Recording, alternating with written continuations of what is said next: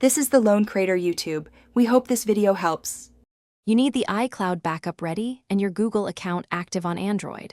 Start by confirming the WhatsApp iCloud backup timestamp on the iPhone, then install WhatsApp in Google Drive on your Android device so you have a destination.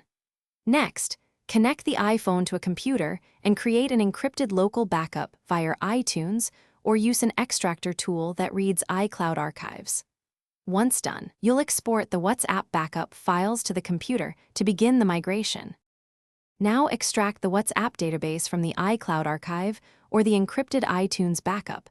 You'll need tools that decrypt and export the chat storage or MSG store files. After extraction, convert the Apple format database to Android's Crypt12 container. This step reconciles key formats and message indexing. Make sure to also export the WhatsApp media folder and match file names. Transfer the converted database and media into your Android phone's WhatsApp/databases. On Android, install WhatsApp and verify the same phone number used on iPhone. Then when WhatsApp detects the local backup, choose Restore. The app will import messages and then index media. This can take several minutes depending on size. After loading, confirm chats and attachments are present.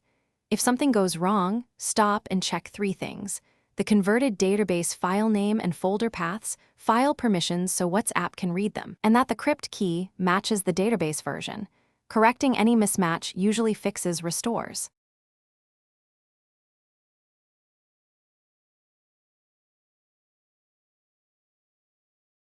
Thanks for watching. Consider subscribing if we helped you.